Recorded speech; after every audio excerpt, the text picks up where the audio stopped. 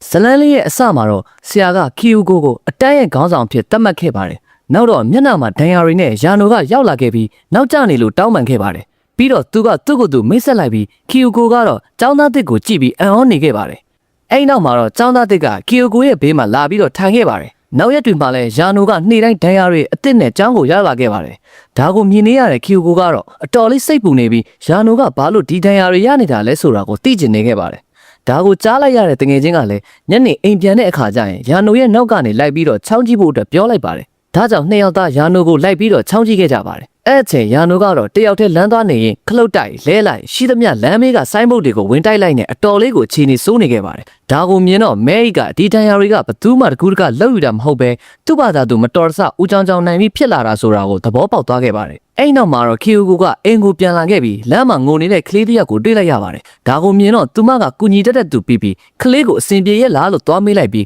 းသူမကစေကူတာပေးခဲ့ပါတယ်။ဒါကိုမြင်တော့ကလေးမလေးကအရန်ကိုဝမ်းသာသွားခဲ့ပြီးခီယိုကိုနှုတ်ဆက်ကထွက်သွားခဲ့ပါတယ်။အဲ့နောက်သူမကအိမ်ပြန်မှုလှည့်လိုက်တော့ယာနိုကိုတွေ့လိုက်ရလို့လန့်သွားခဲ့ပါတယ်။ယာနိုကတော့သူ့ရဲ့နောက်ကိုလိုက်ချောင်းနေတယ်လို့ခံစားရလို့ပြန်လှည့်လာတာလို့ပြောပြလိုက်ပြီးဒါကအတန်းရဲ့ခေါင်းဆောင်ဖြစ်နေတာပဲလို့ပြောခဲ့ပါတယ်။ဒါကိုကြားတော့ခီယိုကိုကလည်းသူမရဲ့လုပ်ရက်ကြောင့်အဆက်ရသွားခဲ့ပြီးယာနိုကိုတောင်းပန်ခဲ့ကသူမကစိတ်ပူလို့လိုက်ကြည့်ခဲ့တာပါလို့ပြောပြလိုက်ပါတယ်။ဒါကိုကြားတော့ယာနိုကသူမကအရန်ကျင်နာတတ်တာပဲလို့ပြောလိုက်ပြီးသူကဘာမှမဖြစ်တာမို့လို့စိတ်မပူဖို့ပြောကထွက်သွားခဲ့ပါတယ်။တစ်ဖက်မှာတော့ခီယိုကိုကယာနိုရဲ့ကျင်နာတတ်တာပဲဆိုတဲ့စကားကြောင့်ရှော့ရနေခဲ့ပြီးအိမ်ကိုရောက်တဲ့အထိအဲ့ဒါကိုပဲစဉ်းစားနေခဲ့ပါတယ်။နောက်ရက်မှာတော့ယာနိုကသူမကိုနှုတ်ဆက်ပြီးသူမကလည်းပြန်နှုတ်ဆက်ခဲ့ပါတယ်။ပြီးတော့သူမကအစင်ပြေရဲ့လားလို့မေးလိုက်တော့ယာနိုကညက်ပြီးသားလက်ကိုပဲထက်ညက်လို့ဒဏ်ရာရထားကြောင်းပြောပြလိုက်ပါတယ်။အဲ့နောက်သူမကယာနိုကိုအေးမိဘူးလားလို့မေးလိုက်တော့ယာနိုကတော့သူကဒဏ်ရာတွေခဏခဏရပေမဲ့အေးမမိဘူးလို့ပြန်ပြောပြခဲ့ပါတယ်။အဲ့အချိန်သူ့ရဲ့နှစ်ဖူးကသွေးရည်စီးကျလာတာကြောင့်ဆေးပေးခန်းကိုအပြေးသွားခဲ့ရပါတယ်။ဒါပေမဲ့နောက်ရက်မှာတော့ယာနိုကကျောင်းကိုမလာခဲ့ပဲအတော်ကြာပြီးနောက်မှာတော့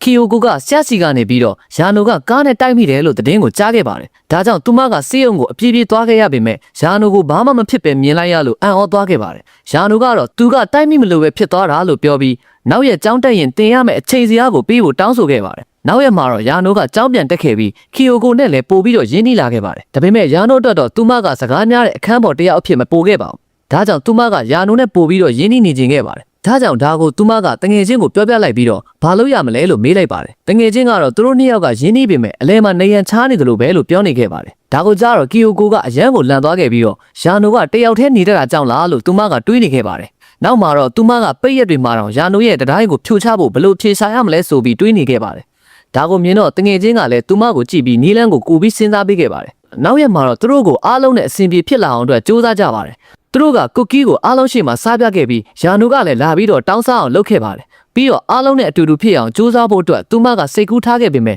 ယာနိုတော်မစားလိုက်ရခင်မှာပင်ကုန်သွားခဲ့ပါတယ်။တာနာကာကတော့ကုတ်ကီးကအရန်ကောင်းတယ်လို့ချီးကျူးနေခဲ့ပေမဲ့သူမကတော့တိတ်တိတ်ဆိတ်ဆိတ်မြစ်တာပို့နေခဲ့ပါတယ်။နောက်ရက်မှာလည်းသူမကနီလန်းမျိုးစုံနဲ့ပို့ပြီးတော့ရင်းနှီးအောင်စူးစမ်းခဲ့ပါတယ်။ဒါပေမဲ့သူမတစ်ခုခုကိုစူးစမ်းလိုက်တိုင်းမှာယာနိုကဒဏ်ရာတစ်ခုစီရနေခဲ့တာကြောင့်နောက်ဆုံးတော့သူမကစိတ်ညစ်လာခဲ့ပါတယ်။ဒါကြောင့်သူမကတယောက်တည်းထိုင်နေခဲ့ပြီးယာနိုနဲ့ရင်းနှီးအောင်ဘယ်လိုလုပ်ရမလဲလို့အော်နေချိန်ယာနိုကလည်းရောက်လာခဲ့ပါတယ်။နောက်မှာတော့ယာနိုကသူမကိုနောက်ထပ်အတန်းချိန်ကိုသိရလားလို့မေးပြီးထွက်သွားဖို့လုပ်နေချိန်သူမကနောက်ကနေအတင်းလိုက်ဆွဲလိုက်ပါတယ်။ဒါပေမဲ့သူမကယာနိုရဲ့အင်ကြီးကိုဆွဲပြီးကျယ်သီးတွေကိုပါပြုတ်ထွက်အောင်လုပ်လိုက်မိပါတယ်။နောက်မှာတော့ခီယိုကိုကသူမရဲ့မစင်မချင်းလုပ်ရက်အတွက်တောင်းပန်ခဲ့ပြီးယာနိုကတော့မလိုပါဘူးလို့ပြန်ပြောခဲ့ပါတယ်။ပြီးတော့သူကသူ့ကိုဂယူးဆိုင်တဲ့သူကခီယိုကိုကပထမအဦးဆုံးပဲလို့ပြောလိုက်ပြီးကျေးဇူးတင်နေခဲ့ပါတယ်။အဲ့နောက်မှာတော့ယာနိုကသူကတာမန်အထက်တန်းကျောင်းသားဘဝနဲ့နေကျင်တယ်လို့ပြောပြခဲ့ပါတယ်။နောက်ရက်မှာတော့မဲအိကခီယိုကိုယာနိုနဲ့တွဲနေတာလားလို့မေးလိုက်ပါတယ်။ဒါကိုကြားတော့ယာနိုကမဟုတ်ဘူးလို့ညင်းလိုက်ပြီးသူကယာနိုကိုအထက်တန်းကျောင်းသားဘဝကိုဖျက်ဆီးရအောင်ကူညီပေးနေုံပဲလို့ပြောလိုက်ပါတယ်။ဒါပေမဲ့သူမကတာမန်အထက်တန်းကျောင်းသားဘဝဆိုတာကိုနားမလည်ဖြစ်နေခဲ့ပြီးဘာကိုဆိုလိုချင်တာလဲလို့မေးနေခဲ့ပါတယ်။ဒါကတော့ကျောင်းမှာတငယ်ချင်းတွေနဲ့အပြင်ထွက်တာအားကစားလုပ်တာနဲ့စာလုပ်တာတွေကိုပြောတာလားလို့တွေးနေခဲ့ပါတယ်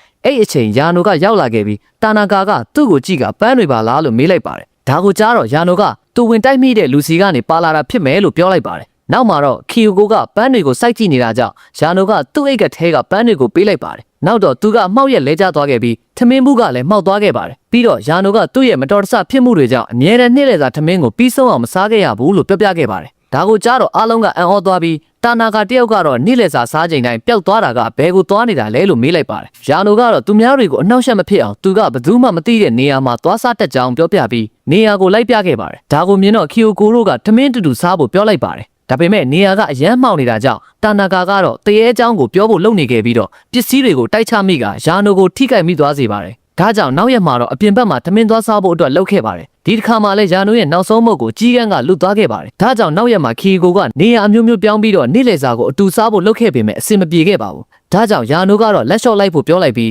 သူကတော့နောက်ရက်မှာတယောက်တည်းပဲထမင်းစားတော့မယ်လို့ပြောလိုက်ပါတယ်။ဒါကိုကျတော့သူမကထမင်းမှုကိုလှုပ်လာပေးမယ်လို့ပြောလိုက်ပြီးအတူတူစားဖို့ပြောလိုက်ပါတယ်။အဲ့နောက်မှာတော့ကီယိုကိုကနေ့လည်စာထမင်းမှုပုံစံတွေကိုလေ့လာခဲ့ပြီးနောက်ရက်မှာတော့သူမလှုပ်လာခဲ့ပါတယ်။ယာနိုကတော့ပူပူနွေ့နွေ့ထမင်းမှုကိုဝမ်းသာအရာစားနေခဲ့ပြီးမဲရီတို့ကလည်းဒါကိုကြည့်နေခဲ့ပါတယ်။အဲ့အချိန်တာနာကာကပစ္စည်းတွေကိုတိုက်ချမိလိုက်တာကြောင့်ယာနိုရဲ့ခေါင်းပေါက်ကိုကျသွားပြီးယာနိုကတော့မှောက်သွားခဲ့ပါတယ်။ဒါပေမဲ့သူကတတိပြန်ရလာတဲ့အချိန်မှာတော့သူ့ရဲ့နောက်ဆုံးမုတ်ကိုကာဝယ်နိုင်ခဲ့တာကြောင့်ကျေနပ်နေခဲ့ပါတယ်။ပြီးတော့သူကမုတ်ကိုစားလိုက်ပြီးအရန်ကိုကျေနပ်နေခဲ့ပါတယ်။နောက်မှာတော့သူကဒဏ်ရာကြောင့်လဲကျသွားခဲ့ပါတယ်။နောက်ရက်မှာတော့ဆီယာမကသူတို့အားလုံးကိုအနီးနားကလူရဲ့ပုံကိုဆွဲဖို့အတွက်ကိုပြောလိုက်ပါတယ်။ဒါကြောင့်ခီယိုကသူ့မဘေးမှာထိုင်နေတဲ့ယာနိုကိုလှုပ်လိုက်ရအောင်လို့ပြောလိုက်ပါတယ်။ဒါပေမဲ့ယာနိုကတော့ပကြီးဆွဲဖို့အတွက်ထောက်တိုင်ကိုပြင်ဆင်နေတာနဲ့တိုင်ပတ်နေခဲ့ပါတယ်။နောက်မှာတော့သူမကကူညီပေးလိုက်ပြီးသူတို့ကအတူတူပကြီးဆွဲဖို့အတွက်လှုပ်ခဲ့ပါတယ်။ဖက်မှာလည်းမဲရီတို့ကပကြီးဆွဲဖို့လှုပ်နေပြီးယာနိုတို့ကိုလှည့်ကြည့်လိုက်ကသူတို့ကစံပြတ်ចောင်းသားတွေပဲလို့ပြောလိုက်ပါတယ်။ဒါပေမဲ့မစခင်ယာနိုရဲ့တောက်တိုင်ကကျိုးသွားခဲ့ပါတယ်။ဆီယာမကဒါကိုမြင်တော့စိတ်မပူဖို့ပြောလိုက်ပြီး